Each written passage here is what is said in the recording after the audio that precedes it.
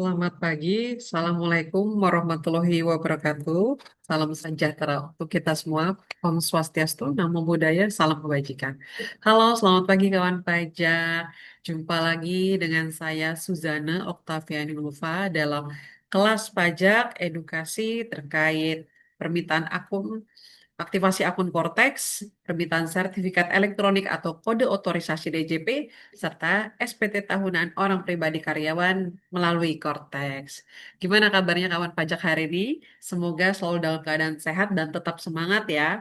Oke, di kesempatan kelas pajak kali ini adalah sesi terakhir dari rangkaian kelas pajak kita yang sudah kita adakan sejak awal November 2025.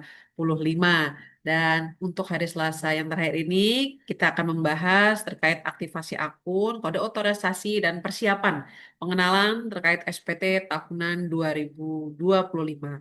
Karena mungkin variasinya banyak, yang akan saya sampaikan saat ini adalah SPT tahunan yang terkait orang pribadi karyawan.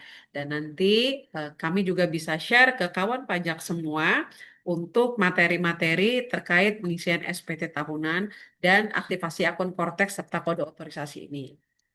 Oke. Bagaimana kawan pajak sudah siap ya mengikuti kelas pajak hari ini?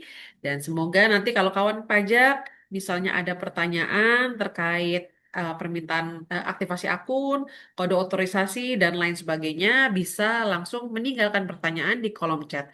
Nanti setelah saya, Suzana, selesai memberikan materi, kita akan bahas bersama pertanyaan-pertanyaan yang sudah kawan pajak tanyakan di kolom chat ya. Oke. Izin saya share screen dulu ya terkait permintaan akun aktivasi akun Cortex dan kode otorisasi untuk di sesi yang pertama ini.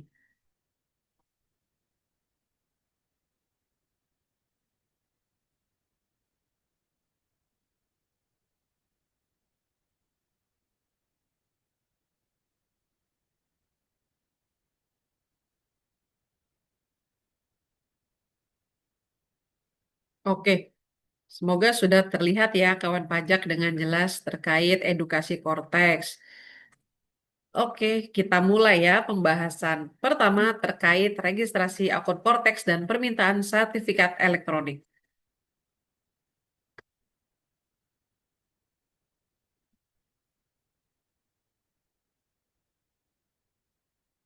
Oke, nah, registrasi akun ini seperti yang tampil di dalam slide bisa dilakukan melalui online atau melalui Cortex kawan pajak semua atau bisa datang ke KPP terdekat. Dan untuk mendapatkan akun Cortex atau yang kita sebut sebagai portal wajib pajak tujuannya supaya kawan pajak semua bisa mengakses menjalankan kewajiban perpajakan, baik pelaporan, pembayaran, dan semuanya melalui satu kanal, yaitu di cortexdjp.pajak.go.id. Nah, ini kan single digital access ya, jadi sangat memudahkan kawan pajak semua. Oke, nah untuk registrasi dan aktivasi akun ada tiga hal penting yang kawan pajak perlu siapkan. Yang pertama, alamat email aktif. Yang kedua adalah nomor telepon seluler yang aktif. Dan yang ketiga adalah NIK atau NPWP yang telah melalui proses pemadanan. Nah, pastikan juga saat melakukan aktivasi Cortex, kawan pajak sudah mengisi pulsa utama untuk menerima kode OTP dari sistem untuk registrasi akun Cortex jika kawan pajak nanti memilih opsi untuk menggunakan pengiriman SMS begitu ya. Pastikan tidak hanya kuota internet ya, tapi pulsa SMS juga disiapkan.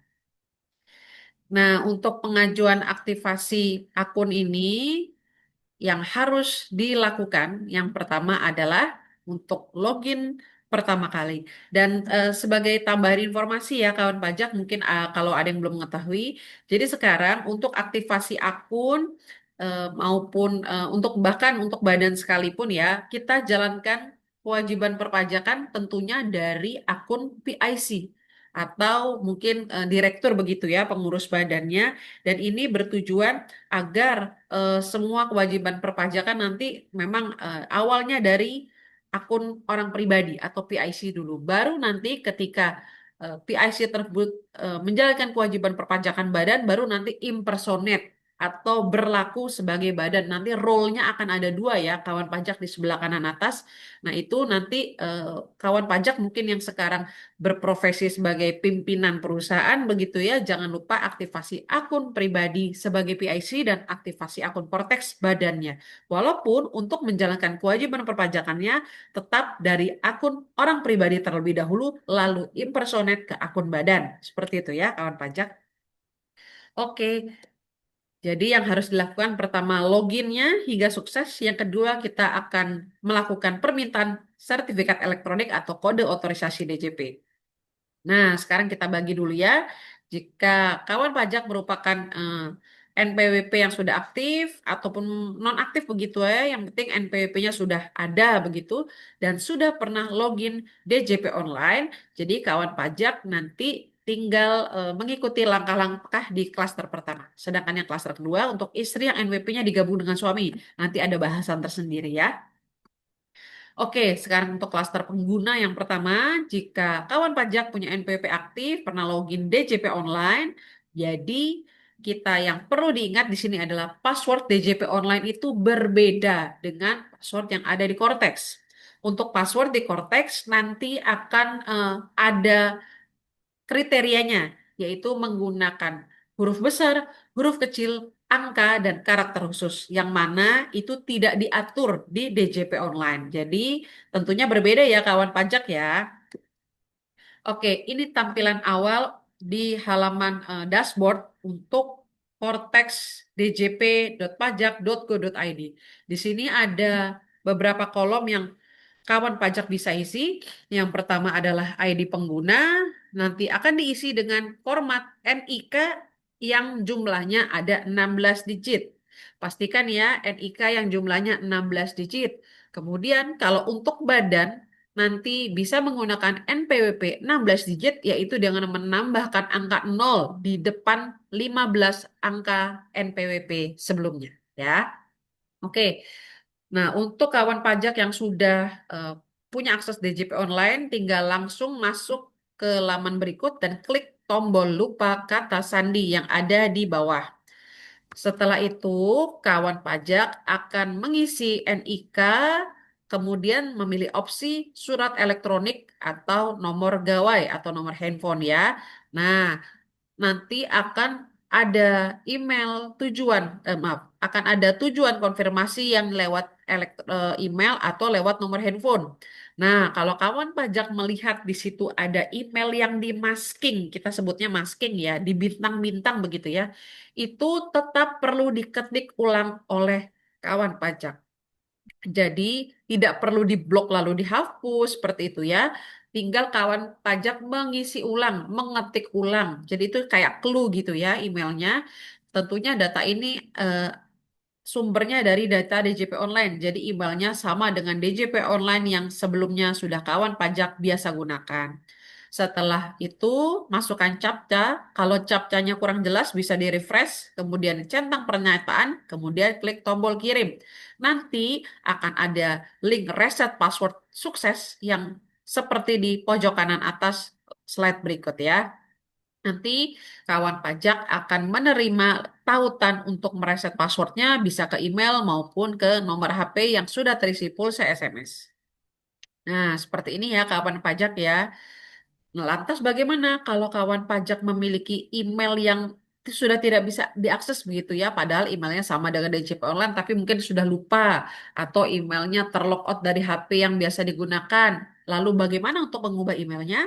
Tentunya kawan pajak perlu datang ke KPP terdekat atau menghubungi KPP terdekat ya, tidak perlu terdaftar. Untuk orang pribadi bisa di KPP terdekat untuk melakukan perubahan data yang pertama alamat email, yang kedua nomor telepon, tergantung kebutuhan wajib pajak ya. Selanjutnya, begini kurang lebih tampilan untuk link reset passwordnya. Kawan pajak tinggal centang, maaf, tinggal diklik tautannya. Setelah itu yang di tampilan sebelah kanan ini adalah link reset password yang ada di HP. Pengirimnya dari DJP ya. Oke, selanjutnya kawan pajak akan diminta untuk membuat password baru. Nah, passwordnya sesuai dengan saya sampaikan tadi sebanyak 2 kali, yaitu isinya adalah huruf besar, huruf kecil, angka, dan karakter khusus. Dan untuk tips spesial karakter yang diizinkan di sini adalah tilde, tanda seru, *n atau tanda pagar, persen, caret, atau petik di atas, ampersand atau dan, bintang, kurung buka, kurung tutup, kurung kurawal buka, dan kurung kurawal tutup. Selain itu, kawan pajak mungkin bisa menghindari ya untuk meminimalisasi kendala atau error saat pembuatan akun Cortex-nya ya. Jika sudah berhasil, nanti ada notifikasi change password status yang successfully, kemudian akan diarahkan lagi ke login page. Setelah itu, kawan pajak bisa mengisi NPWP 16 digit yang sudah NPWP 16 digit atau NIK, kemudian masukkan kata sandi yang baru saja kawan pajak buat, kemudian silakan memilih bahasa, mungkin lebih mudah bisa bila menggunakan bahasa Indonesia ya. Kemudian kawan pajak juga bisa memasukkan captcha. Kurang lebih seperti itu. Nanti kawan pajak sudah bisa mengakses Cortex untuk yang pertama kali ya. Itu bagi klaster pengguna pertama yang sudah punya NIK atau NPWP aktif. Selanjutnya untuk klaster kedua, untuk istri yang NPWP-nya gabung dengan suami. Biasanya di sini satu keluarga ini untuk khusus untuk wanita kawin ya. Mungkin di sini ada kawan pajak yang wanita kawin tapi NPWP-nya masih jadi satu dengan suami. Bagaimana caranya? Simak ulasan yang berikut ini ya. Oke, pastikan NIK wanita kawin sudah terdaftar sebagai data unit keluarga atau family tax unit suami sebagai tanggungan. Nah, untuk pertama kali silakan akses Cortex oleh akun suami. Sama caranya seperti tadi, jika suaminya baru pertama kali mengakses Cortex, tentunya perlu melakukan reset password dan lain sebagainya. Akan tetapi sekarang, jika akun suami sudah berhasil login, nah, silakan ketika sudah masuk di halaman utama, diklik di menu paling kiri di portal saya, kawan pajak pilih profil saya, dan pilih data unit keluarga. Di situ pastikan NIK kawan pajak yang berstatus sebagai eh, wanita kawin yang menjadi tanggungan sudah punya informasi berikut. Masuk di data unit keluarga milik suami ya, kawan pajak ya. Oke. Setelah itu, kalau bagaimana misalnya, nama saya belum ada nih di data unit keluarga milik suami, nah, silakan menambahkan data istri atau NIK istri. Silakan pilih ke menu portal saya, profil saya, informasi umum, dan di pojok kanan atas ada kolom edit. Silakan klik tombol edit, kemudian pilih tab unit pajak keluarga, kemudian klik tambah, dan status hubungan keluarga silakan diisi sesuai kolomnya. Masukkan istri sebagai tanggungan. Jika sudah, klik simpan. Jangan lupa scroll ke bawah lagi, di laman paling bawah ada kolom pernyataan dan nanti klik submit untuk menyimpan perubahan ya. Oke, selanjutnya kalau sudah memasukkan istri sebagai tanggungan sudah aman. Nah, lantas selanjutnya bagaimana? Apakah istri perlu login ke Cortex? Ada kondisi-kondisi tertentu jika istri memang mungkin dia profesinya sebagai karyawan yang hanya mendapat penghasilan dari satu pemberi kerja dan selama ini lapor SPT-nya selalu gabung suami. Apakah butuh akses Cortex? Tidak perlu. Kalau tidak perlu, selesai berarti tahapannya di situ. Nah, tetapi kalau istri butuh akses ke Cortex mungkin karena istri tersebut berperan sebagai PIC atau terkait pada wajib pajak lain, mungkin sebagai pimpinan perusahaan, silakan kembali langkah ke klaster pengguna satu seperti yang sudah kita bahas sebelumnya ya.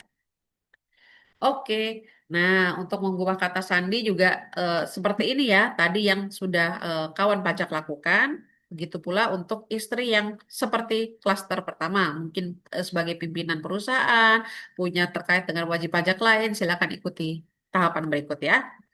Kurang lebih sama, jadi nanti istri masukkan ID pengguna, yaitu menggunakan NIK-nya istri, diisi emailnya, diketik ulang ya, email yang masking tersebut hanya sebagai clue, dan sudah seperti itu, nanti tampilannya jika sudah masuk ke data unit keluarga atau family tax unit dalam bahasa Inggris, nanti tinggal masuk ke laman aktivasi akun. Oke, istri jika memang mau butuh akun Cortex, silakan masuk ke menu yang paling bawah, ada aktivasi akun. Nah, ini digunakan oleh istri yang hak dan kewajibannya sudah digabung suami dan sudah masuk ke Family Tax Unit supaya dapat akses login ke dalam Cortex. Nanti silakan diisi ya. Dan tentunya tahap ini butuh sinkronisasi dengan KPP. Jadi jika sudah mengajukan permohonan akses digital untuk wanita kawin yang digabung NPWP-nya dengan suami, ditunggu prosesnya ya, karena perlu sinkronisasi dengan rekan-rekan di pihak KPP. Setelah itu, kalau sudah berhasil, nanti akan dapat surat penerbitan akun yang bentuknya seperti ini, yang akan diberikan password akun untuk akses masuk ke Cortex, tampilannya seperti ini ya. Kalau sudah, kawan pajak sebagai wanita kawin yang berstatus sebagai istri bisa login ke laman DJP, maaf, laman Cortex DJP menggunakan username berupa NIK dan password berupa password akun yang pertama kali dikirimkan by system ke dalam email wanita kawin istri. Nah, nanti di tahapan berikut, kawan pajak yang berstatus sebagai wanita kawin atau sebagai istri juga diminta membuat, otomatis dia akan mengatur kata sandi. Nah, passwordnya nanti sama, 8 karakter menggunakan huruf kapital, angka, dan karakter khusus. Kurang lebih seperti itu ya. Nah, selanjutnya tahapan berikutnya akan membuat passphrase juga. Mungkin kawan pajak di sini bertanya, apa sih perbedaan password dengan passphrase? Jadi, kalau passphrase, maaf, kalau password itu digunakan untuk login ke akun Cortex. Sedangkan kalau passphrase digunakan untuk menandatangani dokumen, misalnya mau submit SPT, mau mengajukan permohonan nonaktif, mau mengajukan permohonan SKPP 55, tentunya membutuhkan tanda tangan. Nah, ini yang disebut dengan passphrase. Nanti akan kita bahas lebih lanjut ya di sesi berikutnya. Oke, dan passphrase ini sama karakternya seperti yang password. Akan tetapi kalau kawan pajak ingin disamakan juga tidak masalah. Mau dibedakan juga boleh. Yang penting wajib pajak perlu mengingat password dan passphrase-nya. Oke. Jika sudah berhasil setting password dan passphrase yang baru, kawan pajak akan terlog out dari portal dan bisa langsung login ke laman yang tadi. Oke, berikut tahapan terkait tata cara untuk aktivasi akun Cortex. Dan selanjutnya, kawan pajak sekarang akan kita bahas terkait permintaan sertifikat elektronik, ya, yaitu kode otorisasi DCP. Nah, ini tanda tangan elektronik ini kita ya dari DCP sudah menyediakan juga. Jadi memang kalau untuk KO atau kode otorisasi DJP dia eh, tidak berbayar dan memang hanya bisa digunakan di kode otorisasi khusus DJP saja. Akan tetapi kalau kawan pajak sudah memiliki tanda tangan elektronik yang certified, misalnya PSRE yang instansi dan lain sebagainya bisa juga digunakan. Tentunya sudah diakui oleh kementerian yang menyelenggarakan urusan pemerintahan di bidang komunikasi dan informatika yang sudah ditunjuk oleh menteri yang menyelenggarakan urusan pemerintahan yang ditetapkan dengan KMK. Oke. Nah, tahap permohonan kode otorisasi DJP ini bisa dilakukan dan diajukan juga melalui Cortex dan setelah kita berhasil, kita cek status kepemilikannya ya, kawan pajak. Mari kita mulai untuk sesi terkait permintaan kode otorisasi.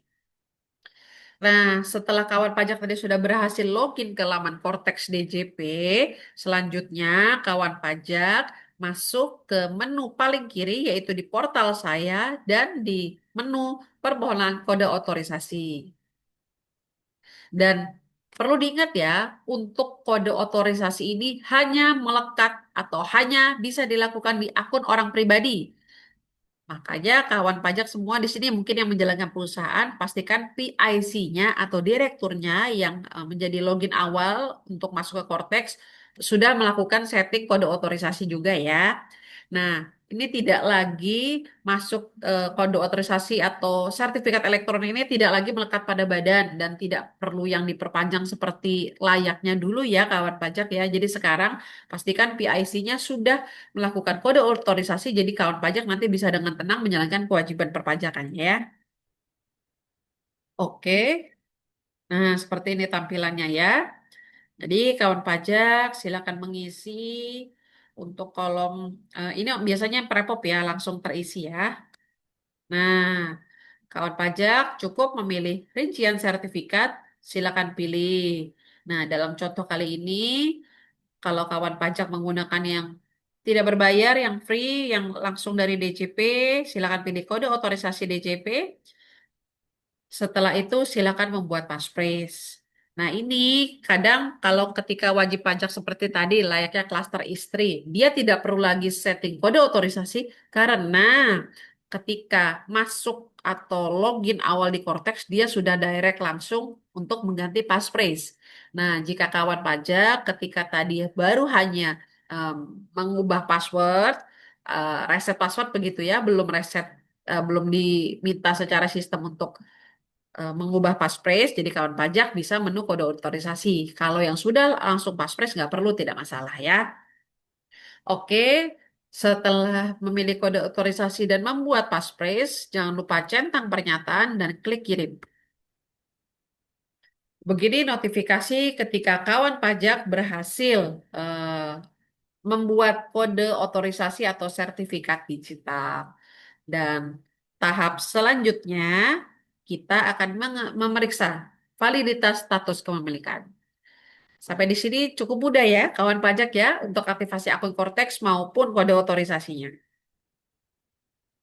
Oke, masih di menu yang sama di portal saya, ke profil saya, kita pilih yang nomor identitas, maaf, nomor identifikasi eksternal. Di bawahnya menu tadi ya, DUK ya. Di situ akan ada dua tab. Silakan kawan pajak pilih yang digital certificate dan di situ klik periksa status. Kalau statusnya masih invalid, silakan klik periksa status atau klik menghasilkan. Nanti sistem akan mengenerate ulang untuk kode otorisasi atau passphrase yang sudah dibuat oleh kawan pajak. Pastikan status kepemilikannya valid begitu ya. Oke. Nah, ini ada juga opsi tambahan untuk two-factor authentication. Jika kawan pajak mau menggunakan penerapan keamanan dua langkah, tentunya ini menjadi lebih safety lagi akun kawan pajak. Kan tetapi tentunya ini kami anjurkan ya. Kan tetapi tentunya kawan pajak perlu menggunakan aplikasi tambahan yaitu Authentication App untuk metode verifikasi. Jadi itu terkoneksi ya dengan HP atau gadgetnya kawan pajak. Oke, tujuannya ini adalah untuk menghindari risiko kebocoran akses data ya. Oke, kurang lebih seperti itu untuk sesi kita yang awal. Nanti materi edukasi juga kawan pajak bisa eh, dicek dan pastikan kawan pajak tetap waspada ya terkait penipuan yang mengatasnamakan DJP. Pastikan semua domain di situ adalah domain resmi yaitu dari pajak.go.id seperti itu ya. Oke. Oke, sambil kita cek dulu ya kolom komentarnya apakah kawan pajak mungkin ada yang bertanya. Oke. Sejauh ini masih aman ya kawan pajak ya. Semoga bisa diikuti ya pertanyaannya kawan pajak. Nah, selanjutnya kita akan membahas terkait tata cara pengisian SPT tahunan bagi orang pribadi, khususnya di karyawan ya. Oke, udah saya cek di sini. Untuk Bapak Diki, link materi apakah ada? Oke, ada Pak. Nanti link materi kita sampaikan di akhir sesi. Nanti Bapak juga bisa mengunduh dan mempelajari lebih lanjut. Seperti itu ya. Nah, mumpung sekarang masih berjalan kelas pajaknya, kawan pajak semua boleh ketika mengikuti, mungkin langsung mencoba di Cortex-nya, boleh paling tidak pengenalan menu-menunya ya. Nanti kalau sudah, kita bisa eh, praktek sendiri di rumah tentunya dengan materi yang akan kita sajikan di akhir acara. Seperti itu ya. Oke, sudah siap ya sekarang kawan pajak untuk mengikuti. Baik, ya Pak Diki, untuk pelaporan SPT sekarang akan kita bahas bersama di sesi kali ini, sesi kedua ya. Kita akan bahas terkait pelaporan SPT tahunan orang pribadi untuk karyawan.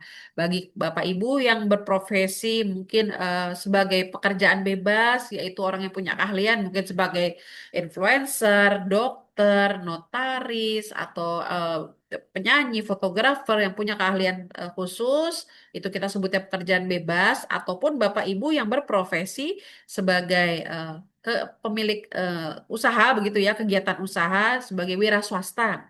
Nah, nanti ada tata cara pengisian SPT tahunannya sendiri. Stepnya sedikit berbeda, akan tetapi interface atau tampilan awalnya tentunya sama. Jadi, Bapak Ibu semua yang berstatus orang pribadi bisa mengikuti sesi kali ini ya. Oke, mari kita mulai ya terkait SPT tahunan orang pribadinya. Saya izin share screen dulu sebentar.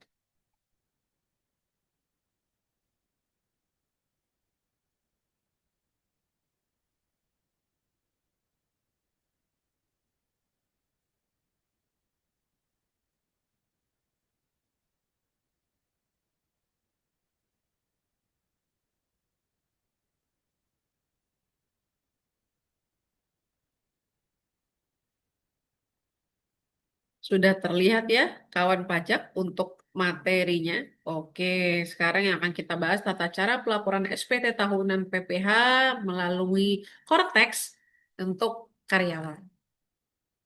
Oke. Nah, dalam sesi kali ini kita gunakan sedikit simulasi ya supaya bahasan kita nanti tetap on track.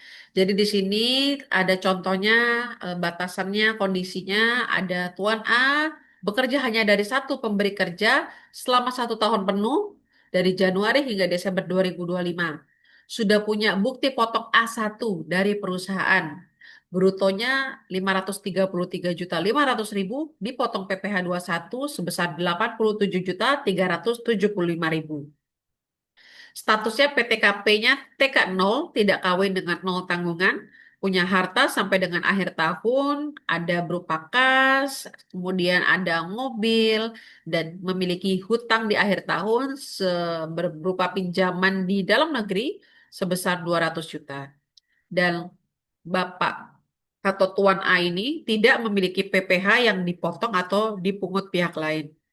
Memiliki satu bukti potong yang dipungut pemberi kerja sebesar 87 juta tadi ya, dan tidak ada penghasilan lain, hanya dari satu pemberi kerja, tidak ada pembayaran zakat dan lain sebagainya, tidak ada fasilitas dan tidak memiliki kredit pajak lain. Pure hanya dari satu pemberi kerja berupa bukti potong A1 ya. Mari kita mulai ya. Oke, yang pertama, kawan pajak perlu login dan menyiapkan bukti potong. Loginnya sama seperti yang tadi ya, bisa di menu cortexdjp.pajak.go.id. Pastikan websitenya di cortexdjp.pajak.go.id. Sebagai tambahan informasi juga, jika kawan pajak, Bapak Ibu di sini sebagai ingin mengupdate PTKP begitu ya, bisa disampaikan ke pemberi kerja dan untuk mengupdate PTKP biasanya disampaikan per awal tahun. Jadi kondisi per 1 Januari 2026. Nanti dia akan berlaku selama setahun. Jadi Bapak Ibu yang baru saja mungkin punya tambahan anak atau tambahan tanggungan bisa seperti orang tua, segera mengupdate untuk PTKP bisa ke pemberi kerja agar pemotongan di tahun 2026 nanti sudah disesuaikan dengan kondisi PTKP terbaru begitu ya. Oke, silakan login menggunakan NIK 16 digit, kata sandi yang sudah dibuat, pemilihan bahasa, captcha, dan klik login. Setelah itu, kita menyiapkan bukti potong. Nah, bukti potong ini bisa secara mandiri diunduh dari wajib pajak. Selama bukti potong tersebut sudah diterbitkan oleh pihak pemotong atau pihak pemberi kerja. Jadi, Bapak Ibu tidak perlu lagi menunggu secara manual permintaan bukti potong. Karena ketika pemberi kerja membuat bukti potong A1, datanya akan langsung otomatis. masuk ke menu dokumen kawan pajak semua di situ ya. Oke, silakan pilih portal saya, dokumen saya, bentuknya seperti ini. Nah, nanti kawan pajak bisa langsung mengunduh bukti potong. Jika belum tersedia, silakan klik refresh ya. Silakan gulir ke kanan untuk menampilkan tombol unduhnya. Kurang lebih seperti ini ya. Oke. Jika belum ada, di refresh dan klik hasilkan dokumen di pojok kanan atas ya. Oke, berikut contoh tampilan bukti foto A1 yang merupakan output dari eh, pemberi kerja ya. Dan ini semuanya dibuatnya melalui Cortex. Jadi datanya langsung terprepopulasi atau saling menarik gitu ya datanya ya. Di sini adalah kelebihan Cortex sehingga eh, Bapak Ibu semua, kawan pajak semua bisa langsung mengunduh bukti potong A1-nya di menu dokumen. Oke, setelah kita siapkan dokumen, kita menyiapkan konsep SPT. Kita beralih ke menu SPT. Di situ kawan pajak bisa memilih tombol SPT, kemudian membuat konsep SPT. Pastikan belum ada draft SPT atau konsep SPT yang jenisnya sama. Selanjutnya kawan pajak pilih menu PPh orang pribadi, pilih SPT tahunan dan periode sesuai dengan masa kerja 2025 ya. Oke, akan seperti ini tampilan konsep SPT. Kawan pajak untuk mengedit silakan klik lambang pensil ya. Oke. Setelah klik lambang pensil, sekarang kita mengisi induk SPT. Nah, di induk atau bagian SPT ini sedikit berbeda dari saat kita mengisi SPT tahunan menggunakan DJP online. Kalau dulu kita mengisi SPT mulainya dari belakang, lampiran belakang begitu ya kawan pajak. Kalau di Cortex kali ini kita akan menampilkan lampiran sesuai dengan induk SPT di awal yang kita isi. Jadi, kondisi lampiran akan mengikuti kondisi wajib pajak yang sesuai dengan diisi di halaman induk. Jadi, ngisinya nggak dari belakang lagi ya, kita dari depan baru ngisi ke belakang. Seperti itu ya, kawan pajak. Oke, kemudian biasanya data bukti potong juga terprepop atau otomatis terisi dari yang diinput oleh pemberi kerja. Nah, mungkin di slide yang kali ini belum menampilkan ya. Namun di induk SPT ada tombol posting SPT. Nah, kawan pajak sebelum memulai mengisi, silakan klik tombol posting SPT di induk SPT untuk memprepop atau menarik data yang sudah diisi oleh pemberi kerja. Nanti kawan pajak tinggal menyesuaikan isi yang sudah terprepop dengan bukti potong yang kawan pajak sudah unduh sebelumnya ya. Oke. Setelah itu di sini kawan pajak di bagian header kita silakan pilih yang pencatatan dan metodenya pekerjaan ya, sesuai dengan ilustrasi yang kita sampaikan di awal tadi. Oke, selanjutnya di bagian identitas, kawan pajak silakan menyesuaikan dengan data yang sudah terbaru begitu ya. Nah, kalau untuk status kewajiban perpajakan suami kan kolomnya tidak diberi bintang. Nah, itu tidak wajib diisi. Ini hanya diisi ketika ada kondisi kawan pajak merupakan suami istri yang statusnya pisah harta atau memilih terpisah begitu ya. Nah, karena pada dicontohkan ini belum menikah, jadi kolom ini nggak perlu diisi.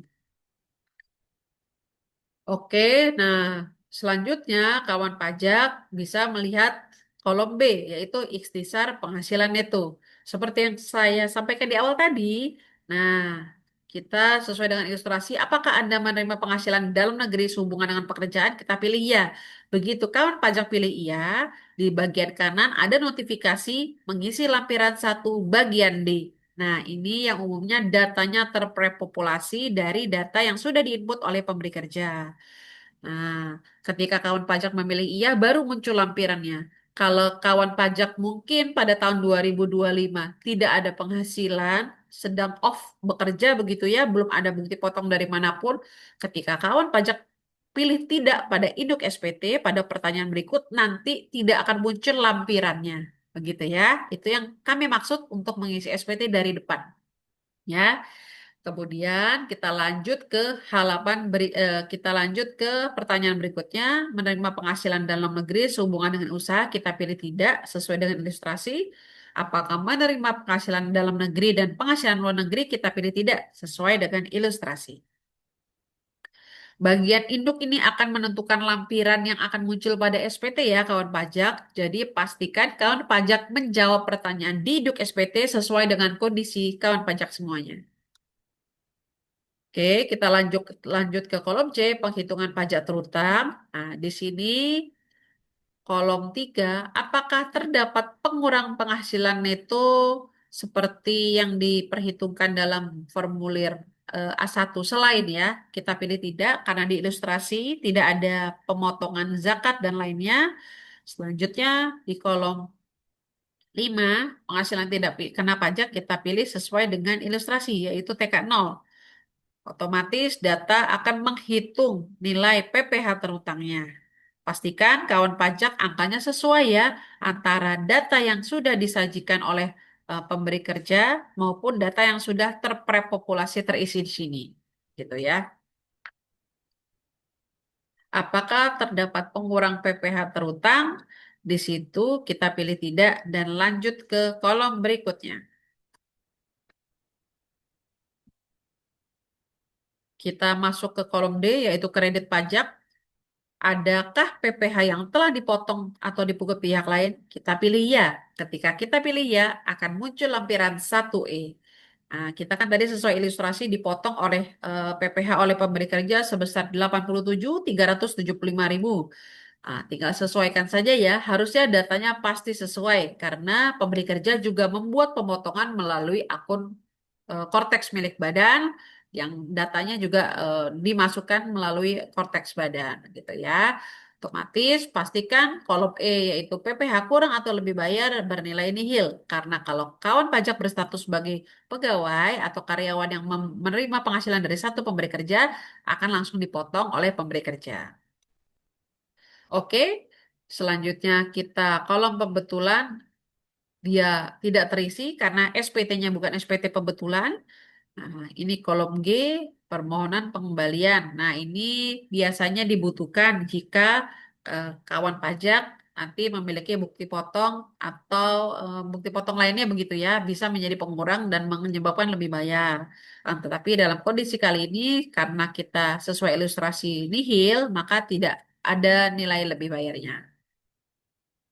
Oke, kita lanjut ke angsuran PPh pasal 25. Karena di sini sudah nihil, makanya tidak ada angsuran ya. Kita next ke laman berikutnya di pernyataan transaksi lain.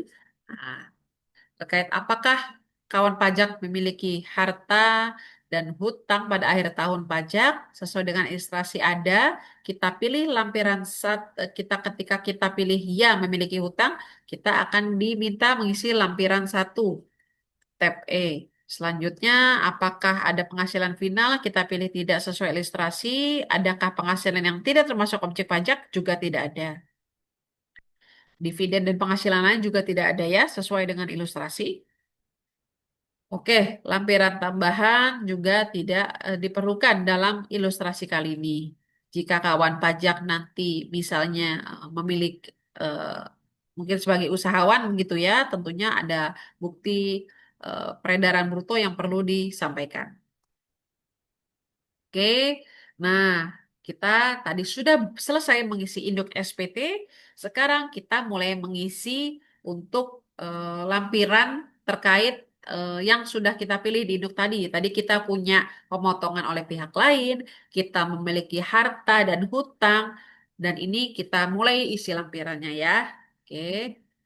Harta pada akhir tahun pajak. Di sini kawan pajak tinggal klik tambah, kemudian klik pensil untuk mengubah isian. Kalau ada yang salah, bisa dilakukan hapus pada tombol merah seperti pada layar. Nah, untuk wajib pajak yang masih memiliki harta pada tahun pajak sebelumnya, nah harta yang masih ada per akhir tahun 2002 ini wajib dilakukan update. Silakan pilih tombol pensil. Biasanya datanya akan terprepopulasi dari data-data yang ada di DJP online sebelumnya. Akan tetapi nanti kawan pajak perlu melakukan cross check ya jika misalnya harta yang ada atau data yang ditarik melalui Cortex ada ketidaksesuaian, kawan pajak tetap bisa mengedit, menambahkan ataupun menghapus harta tersebut ya. Oke, selanjutnya terkait pengisian kas dan setara kas, kita contohkan di sini sesuai ilustrasi memiliki tabungan ya Tuan A. Kita pilih di drop down list jenis harta, di situ ada uang tunai, tabungan, giro, dan lain sebagainya. Kemudian untuk bukti kepemilikannya bisa diisi dengan nomor akun atau nomor rekening begitu ya. Kawan pajak mungkin rekening tabungan, rekening giro boleh dimasukkan. Kemudian nama bank atau institusi pemberi tempat hartanya Bapak Ibu disimpan boleh dicantumkan bank XXX. Kemudian lokasi hartanya kita pilih sesuai dengan ilustrasi yaitu harta di dalam negeri di Indonesia. Tahun perolehan adalah tahun saat eh, rekening dibuka begitu ya, perolehan atas rekening tersebut dan saldonya gunakan saldo per akhir tahun begitu ya. Oke, keterangannya boleh diisi, mungkin harta atau apa, kalau tidak ada bisa dikosongkan ya. Yang menjadi wajib diisi ketika ada kolom bintang pada opsinya ya. Kalau tidak ada bisa dikosongkan. Selanjutnya, sesuai dengan ilustrasi, kita menambah harta berupa harta bergerak. Nah, di sini ada contohnya berupa mobil penumpang, mereknya diisi dengan merek mobil, nomor polisi atau registrasinya diisi sesuai kepemilikannya, nanti bisa dipilih atas nama sendiri atau mungkin sumbangan atau hibah dan lain sebagainya. Kita masukkan untuk tahun perolehan atau tahun di saat Bapak Ibu kawan pajak semua membeli mobilnya dan nilai biaya perolehan itu saat mendapatkannya dan nilai saat ini juga mungkin kalau kendaraan cenderung turun ya, jadi bisa dikondisikan dengan nilai saat ini juga ya. Jangan lupa klik simpan. Selanjutnya kita mengisi hutang pada akhir tahun pajak. Nah, kode hutangnya kita klik tambah. Di sini ada hutang mungkin bisa dari lembaga keuangan, bisa dari eh, kartu kredit dan lain sebagainya. Semua hutang yang kawan pajak miliki perlu dicantumkan dalam pelaporan SPT tahunan. Dan saldonya juga harus disesuaikan dengan saldo utang per akhir tahun pajak. Oke, nah selanjutnya selesai mengisi utang, kita mengisi daftar anggota keluarga. Daftar anggota keluarga ini wajib diisi untuk melaporkan anggota keluarga yang jadi tanggungan kawan pajak semua karena berefek pada PTKP. Khusus dalam ilustrasi kali ini, Tuan A, PTKP-nya tidak ada atau TK 0 belum berkeluarga, belum kawin dan belum punya tanggungan. Jadi, di laman daftar anggota keluarga ini menjadi kosong. Ya, nanti kalau mengingatkan kembali, kalau kawan pajak melakukan perubahan data atau nambah tanggungan, langsung masuk di menu yang tadi sudah kami contohkan ya, di portal saya, profil saya, informasi umum, edit, dan unit pajak keluarganya bisa ditambahkan. Dan setelah melakukan perubahan di sini, pastikan juga kawan pajak melakukan memberi informasi pada pemberi kerja ya, tempat kawan pajak semua bekerja untuk menyesuaikan bahwa tanggungan yang wajib pajak per awal tahun sudah bertambah begitu. Oke, sekarang kita lanjut ke penghasilan neto dalam negeri dari pekerjaan. Nah, tabel penghasilan neto akan terisi otomatis, terprepopulasi otomatis berdasarkan data penghasilan di bukti potong A1 yang sudah diisi oleh pemberi kerja. Nah, kawan pajak di sini masih diberikan opsi untuk nambah data penghasilan dan pekerjaan lain apabila diperlukan. Misalnya punya penghasilan lain dari usaha sendiri, mungkin kawan pajak wanita nih bekerja sebagai pegawai tapi punya usaha salon juga. Nah, bisa ditambah data penghasilannya dan pekerja lainnya ya. atau sehubungan dengan pekerjaan mungkin bekerja lagi di tempat lain, diberikan juga bukti potong, boleh ditambahkan di menu penghasilan neto sehubungan dengan pekerjaan ini ya. Nah, sesuai dengan ilustrasi, terisi otomatis dari satu pemberi kerja, nilai penghasilan brutonya 533.500.000, pengurang penghasilan brutonya 6 juta, biaya jabatan begitu ya maksimal 6 juta, dan ditemukan penghasilan neto sebesar 527.500.000. Nah, nilai penghasilan neto ini akan masuk ke induk SPT.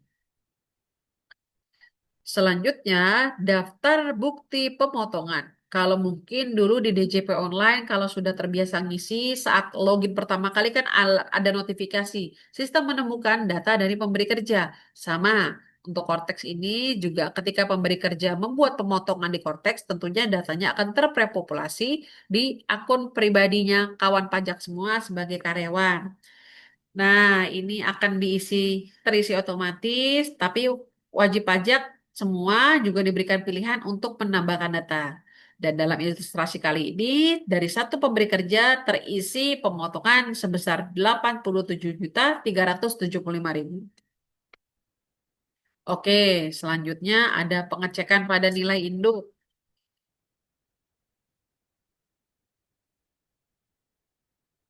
Oke, penghitungan PPh terutang. Pastikan kolom C9 setelah pengurang PPh sama dengan kolom D10A. Jika terdapat PPh yang telah dipotong atau dipungut pihak lain. Nah, jika kolom C9 tersebut sama dengan nilai pada kolom D10A, maka SPT-nya akan menyatakan nihil. Karena sesuai ilustrasi dalam kali ini, jika kawan pajak di sini ilustrasinya Tuan A, SPT tahunannya nihil karena sudah melalui pemotongan. Nah, kalau misalnya data kawan pajak, loh saya sudah dipotong pemberi kerja tapi kok masih ada nilai kurang bayar, kok nggak nihil? Coba kawan pajak cek kembali nilai penghitungan yang PPh terutang setelah dikurangi pengurangannya dan kolom yang telah dipotong atau dipungut pihak lain. Biasanya kalau nggak nihil mungkin ada selisih pengisian di situ ya. Kawan pajak nanti bisa cross-check kembali.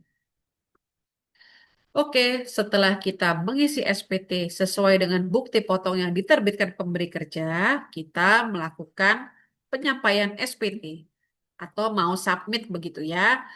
Di bagian induk pernyataan, silakan centang pernyataan. Pastikan kawan pajak semua datanya sudah sesuai. Kemudian klik simpan konsep. Kemudian klik bayar dan lapor. Jangan khawatir kalau kawan pajak statusnya nihil, belum pastinya tidak ada pembayaran begitu ya. Hanya memang tombolnya jadi satu antara bayar dan lapor. Oke, setelah klik bayar dan lapor akan muncul kolom penanda tangan. Di situ ada tanda tangan pembayar pajak.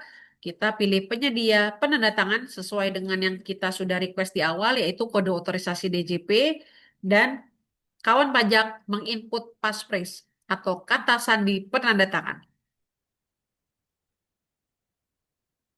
Jika sudah, kawan pajak bisa klik tombol simpan dan klik konfirmasi tanda tangan. Kalau sudah berhasil, nanti ada notifikasinya sukses. Passphrase correct seperti itu ya. Oke, berikut tampilan SPT yang sudah berhasil dilaporkan. Kawan pajak, kalau tadi di awal kita saat membuat SPT, kita menunya adalah konsep SPT. Nah, kalau sudah berhasil dilaporkan, SPT akan pindah dari menu konsep ke menu SPT dilaporkan. Seperti itu ya. Nah, untuk tombol yang ada di sini, kawan pajak biasanya untuk mengunduh bukti potong bisa melalui laman berikut. Tapi jika tombolnya eh, berganti ke tombol pengiriman ke email, kawan pajak tinggal cek bukti penerimaan elektronik atas penyampaian SPT di alamat email masing-masing. Seperti itu ya. Dan kawan pajak juga bisa mencetak induk SPT dengan pilihan tombol merah. Oke, berikut adalah contoh bukti penerimaan elektronik atas penyampaian SPT tahunan orang pribadi yang tadi sudah kita lakukan. Bagaimana? Mudah ya untuk melaporkan SPT. Kurang lebih kalau kawan pajak semua sudah terbiasa menggunakan DJP online, hanya butuh adaptasi sebentar saja di Cortex, karena pada dasarnya pengisiannya kurang lebih sama, hanya dimulai dari induk SPT, baru ke lampiran. Berbeda dengan DJP online yang diisi dari lampiran dulu, baru ke induk SPT. Kemudian data-data yang ada di Cortex harusnya juga sudah terprepop atau sesuai dengan data yang diinput oleh pemberi kerja.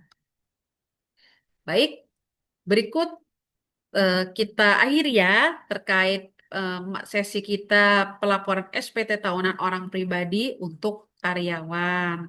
Nah, bagi Bapak Ibu yang tadi mungkin memiliki usaha yang berbeda atau KLU, klasifikasi lapangan usaha yang berbeda, nanti bisa melihat materinya yang akan kami bagikan sesaat lagi.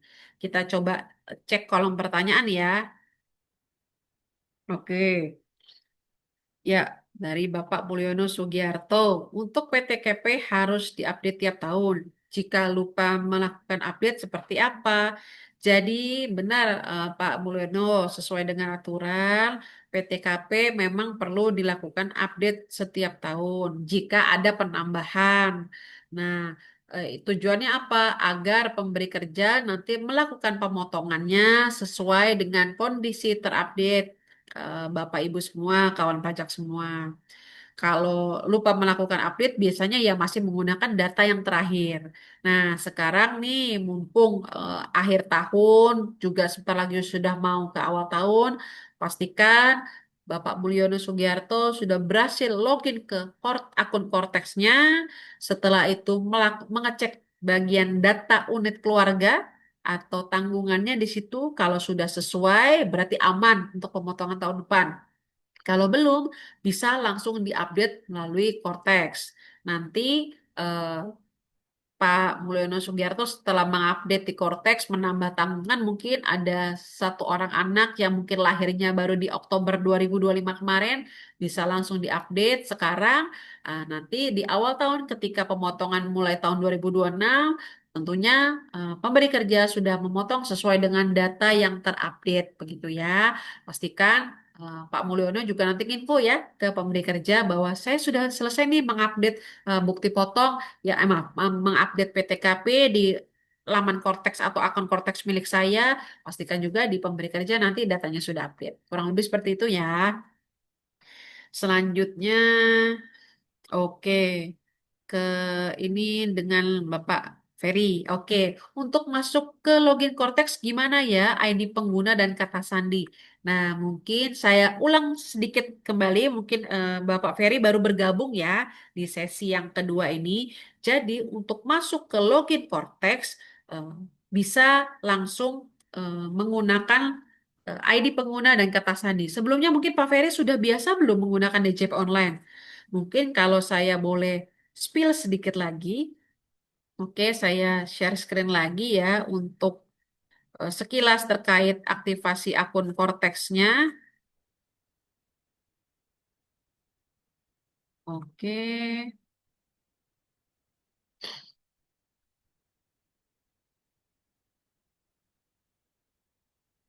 Ya, di sini Bapak Ferry pastikan punya email aktif, telepon seluler aktif, dan NIK atau NPWP yang sudah melalui proses pemadanan. Jika sudah, Bapak Ferry bisa langsung masuk ke laman Cortex dan klik lupa kata sandi. Ini untuk pertama kali ya Bapak Ferry dan pastikan Bapak Ferry sebelumnya sudah menggunakan DJP online begitu ya. Jadi kalau sudah biasa menggunakan DJP online, email sama nomor HP-nya masih bisa diakses semua, langsung ke laman cortex.djp.pajak.go.id dan klik lupa kata sandi. Nanti saat klik lupa kata sandi, Bapak Ferry bisa mengubah kata sandi di sini.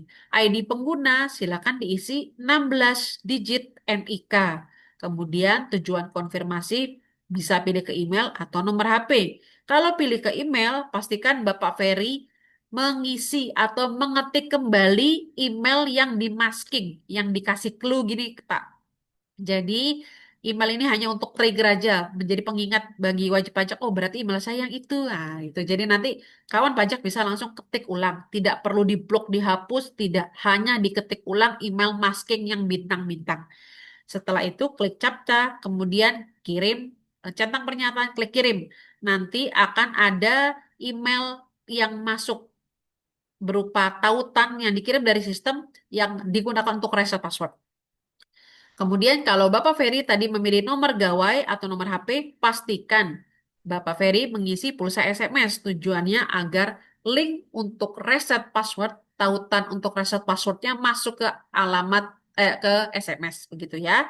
Tentunya email sama nomor HP yang tercantum sumbernya dari data DJP online. Ya, oke. Setelah berhasil reset password, nanti emailnya kurang lebih seperti ini, tinggal diklik. Jika sudah, Bapak Ferry nanti akan membuat password baru. Ada ketentuannya ya untuk Cortex berbeda passwordnya dengan DJP Online. Ada huruf besar, huruf kecil, angka, dan satu karakter khusus simbol begitu ya. Simbol yang diizinkan ada tanda seru, asper N, ada pagar, persen, bintang, dan eh, logo atau simbol dan begitu ya, ampersand. Nah, kalau Bapak Ferry nanti sudah berhasil mengubah password, nanti ada notifikasi password change successfully. Ketika klik login page, nanti Bapak Ferry tinggal masuk ke ID pengguna berupa 16 digit NIK. Setelah itu passwordnya kata sandi yang baru saja Bapak Ferry buat, kemudian pilih bahasa Indonesia, masukkan capta, klik login. Kalau sudah berhasil, nanti akan muncul di laman Cortex yang awal. Kurang lebih tampilannya nanti bentuknya mungkin seperti ini ya, di awal begitu ya. Semoga menjawab ya pertanyaan dari Bapak Ferry.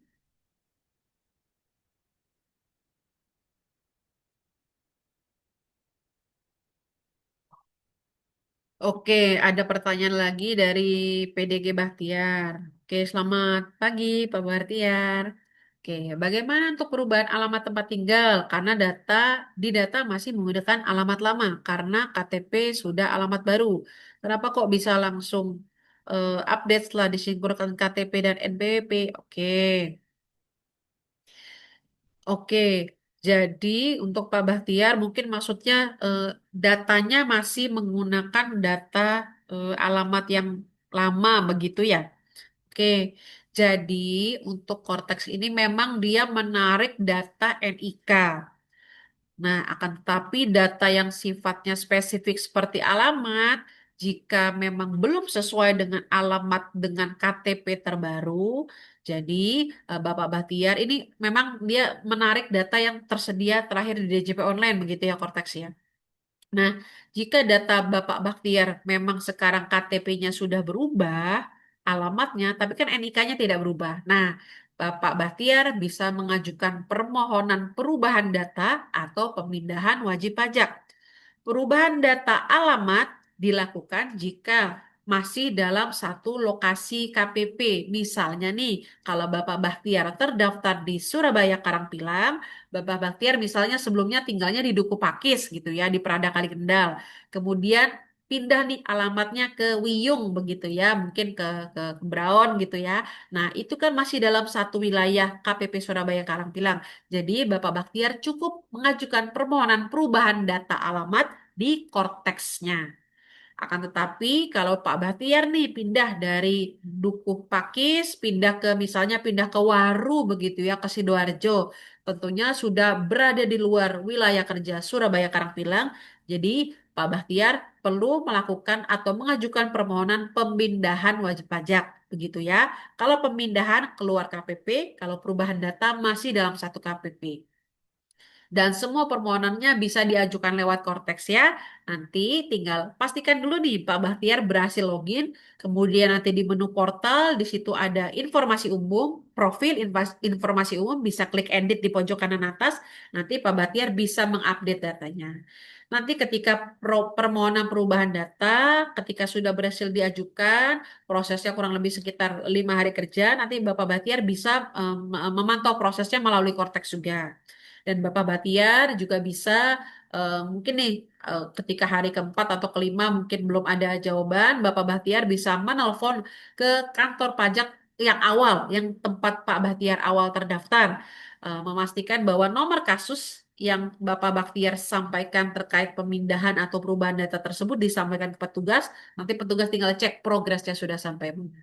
Bisa lewat telepon atau tetap pantau lewat kontak juga bisa ya. Begitu ya Pak Bahtiar ya. Jadi mungkin kalau NIK-nya tetap tapi data alamatnya belum berubah, bisa mengajukan permohonan perubahan data atau pemindahan wajib pajak. Kurang lebih seperti itu ya. Semoga menjawab ya Pak Bahtiar. Oke, selanjutnya oke Bapak Ferry lagi. Setelah diisi berarti lanjut membuat SPT benar sekali. Jadi ketika sudah berhasil membuat eh, login ke Cortex, bisa eh, lanjut buat SPT. Oh iya, akan tetapi saya sedikit lupa tadi. Pak Ferry mungkin setelah berhasil login Cortex ada tambahan dulu nih, yaitu permohonan kode otorisasi. Saya beri tampilannya sekilas ya terkait permohonan kode otorisasi.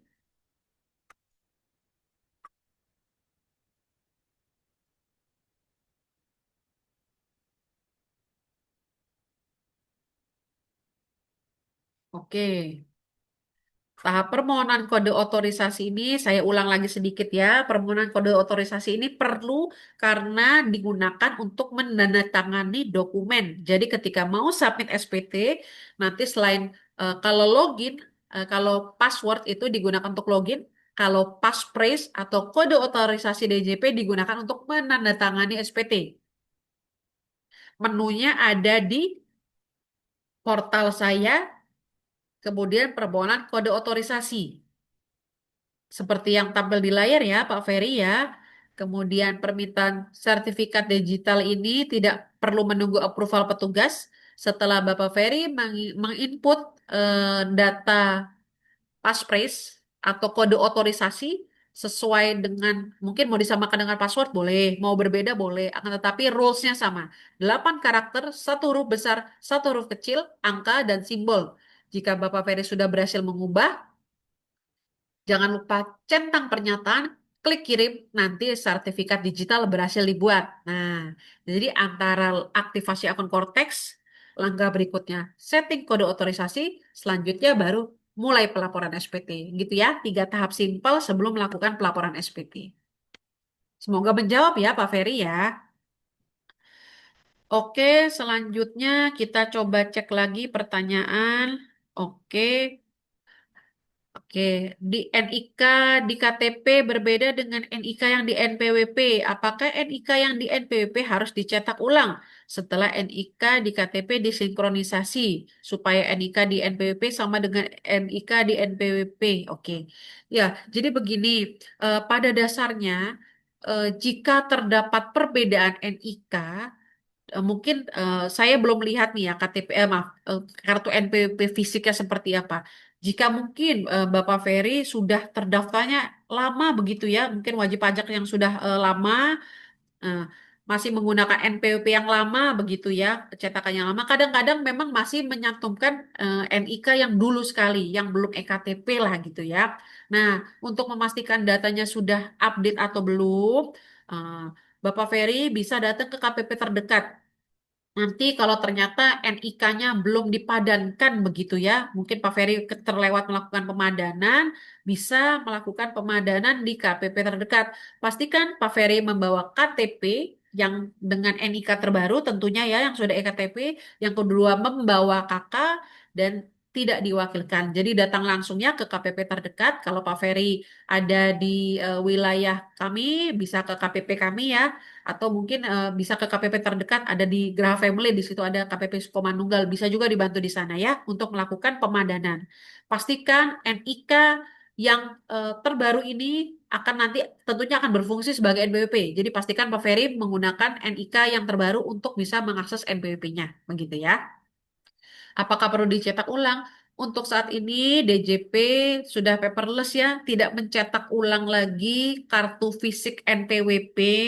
Nah, akan tetapi format yang seperti bentuk NPWP itu tetap bisa diunduh. Akan tetapi memang cetakan kartu kertasnya tidak kita sediakan lagi karena sudah paperless ya. Jadi kawan pajak semua kalau mau butuh format kartu NPWP yang mau dicetak di kertas biasa secara mandiri bisa tinggal masuk ke akun Cortex, kemudian ke portal, kemudian pilih ke dokumen saya. Di situ nanti tinggal cek halaman-halaman sebelumnya mungkin atau klik hasilkan dokumen di situ ada nanti kartu NPWP. Seperti itu ya. Oke, selanjutnya semoga menjawab ya. Oke. Ya. Apakah ada rekaman webinar hari ini? Ya, rekaman webinar kelas pajak kali ini nanti akan kita upload di YouTube KPP Pratama Surabaya Karangpilang. Jadi nanti Bapak Ferry bisa ber eh, sambil mungkin santai begitu ya, bisa diputar ulang begitu ya. Nanti kita upload ya setelah ini ya. Oke, materinya apakah ada PDF-nya? Ada. Materi ini sebentar lagi nanti akan di-share oleh co-host ya. Untuk PDF-nya mungkin nanti co-host bisa membantu untuk mengirimkan materi yang ada di sini.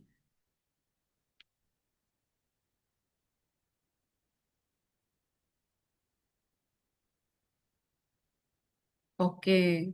Untuk pemadanan bisa di KPP bebas lokasinya, iya. Bisa di KPP terdekat nanti dibantu. Yang penting tidak diwakilkan, wajib pajak datang langsung nanti membawa KTP dan membawa KK. Ya.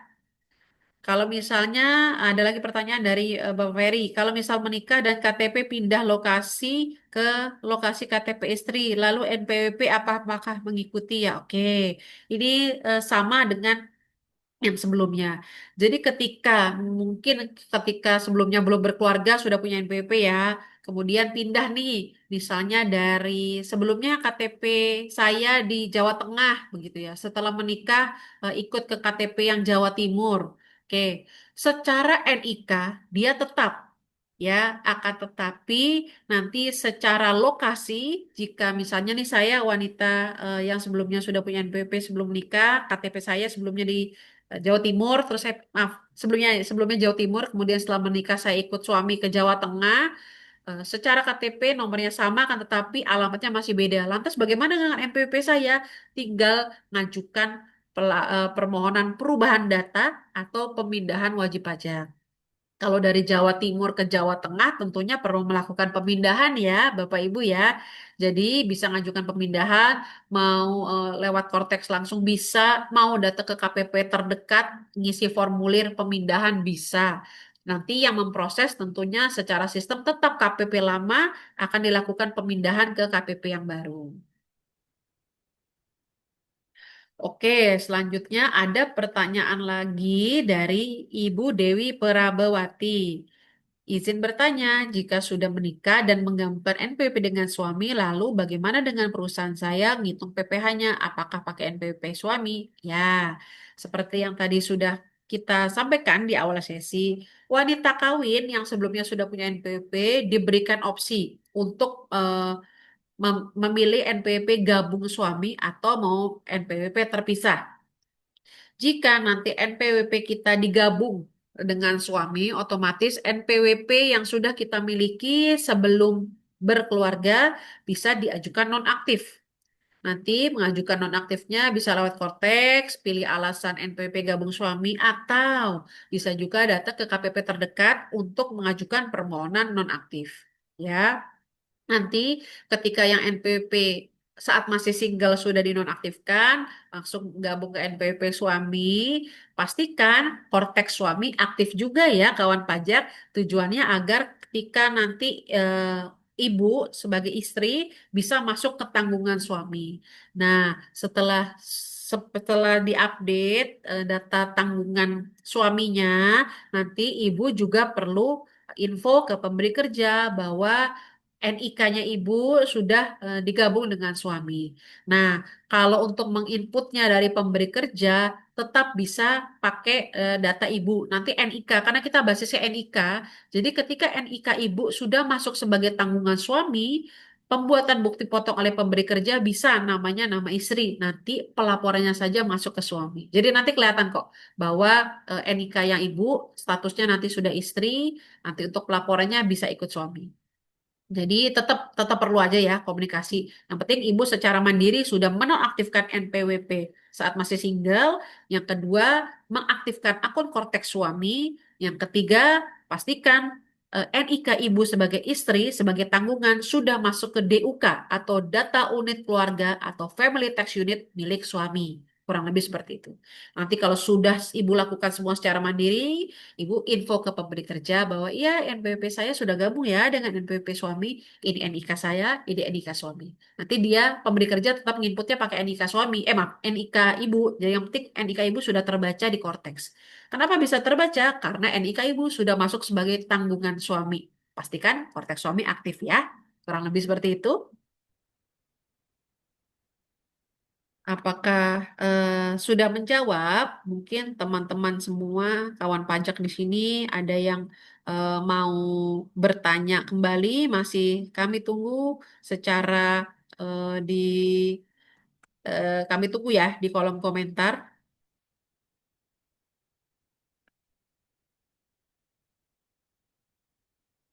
Oke, ini saya juga akan melakukan share materi ya. Oke. Nah, kalau Bapak Ibu kawan pajak semua masih ada pertanyaan lebih lanjut terkait aktivasi akun, terkait pelaporan SPT tahunan, bisa menghubungi nomor yang ada di kolom chat, bisa chat Telegram juga. Kita basisnya memang kalau pertanyaan via chat kita gunakan Telegram ya. Nomornya sudah tertera di Instagram kita juga ada tata cara aktivasi akun masih ada juga kok buat kita pernah live Instagram juga ya Bapak Ibu di Pajak SBY Karangpilang.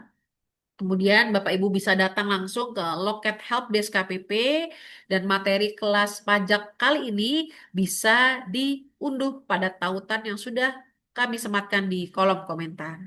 Seperti itu ya. Oke, untuk kawan pajak semua sudah lumayan jelas ya ininya eh, pemaparan kita kali ini sudah cukup lengkap begitu ya. Nah, untuk mengingatkan kembali kawan pajak, pastikan kawan pajak melaporkan SPT tahunan orang pribadi untuk tahun pajak 2025 mulai 1 Januari 2026 sampai 31 Maret 2026. Jadi jangan sampai terlambat ya kawan pajak. Pastikan kawan pajak melaporkan dalam masa pelaporan untuk menghindari sanksi administrasi sebesar Rp100.000 jika eh, terlambat melaporkan SPT. Mungkin bukan masalah nominal ya, tapi kawan pajak untuk meningkatkan kepatuhan kita kepada negara. Kemudian sebenarnya kan kawan pajak semuanya sudah bayar pajak begitu ya, tinggal melaporkan saja gitu ya. Oke, sebelum mengakhiri sesi kali ini, saya boleh dibantu untuk open cam ya, untuk foto bersama kawan pajak.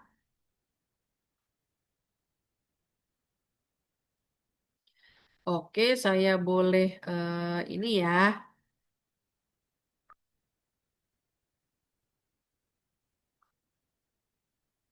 Oke, boleh open cam ya. Berikan pose terbaiknya kawan pajak semua. Kita tunggu. Tadi, halo Ibu Dewi, ada Ibu Sania juga. Tadi mungkin ada Pak Ferry. Boleh dibantu untuk memberikan pose terbaiknya ya. Oke, saya izin screenshot layar ya. Berikan pose terbaik. Satu, dua, tiga.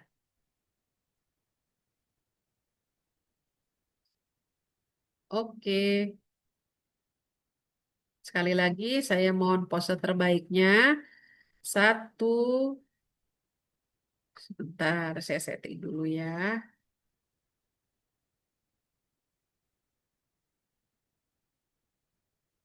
Oke, sekali lagi boleh dibantu pose terbaiknya. Satu, dua, tiga.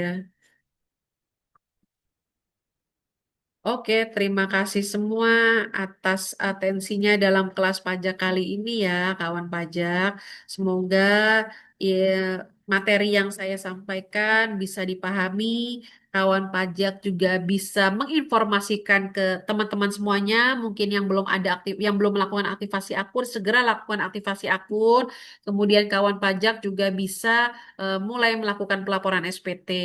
Mungkin kawan pajak di sini juga ada yang sebagai pemberi kerja ya, segera membuat bukti potong A1 untuk rekan-rekannya di KPP. Dan sebagai tambahan informasi juga kawan pajak, jika kawan pajak berlaku sebagai pimpinan atau PIC sebuah perusahaan, pastikan aktivasi akun tidak hanya PIC, akan tetapi aktivasi akun badannya juga perlu ya untuk menghindari kendala saat impersonate badan. Untuk aktivasi akun badan sama seperti aktivasi akun orang pribadi. Hanya kolom ID penggunanya untuk mengganti NIK 16 digit, kita gunakan NPWP badan 15 digit ditambahkan angka 0 di depannya ya. Gitu ya kawan pajak. Oke, segala layanan yang diberikan di KPP tidak dipungut biaya. Jadi kawan pajak boleh datang ke KPP dengan tenang, ingin menyampaikan pertanyaan dan lain sebagainya juga bisa ya. Oke. Terima kasih banyak atas perhatiannya, kawan pajak. Saya mohon maaf atas segala kesalahan dan kehilafan saat penyampaian edukasi. Semangat beraktivitas kembali ya. Salam sehat. Saya akhiri dengan Assalamualaikum warahmatullahi wabarakatuh. Salam sejahtera untuk kita semua. Om Santi, Santi, Santi Om. Sampai jumpa.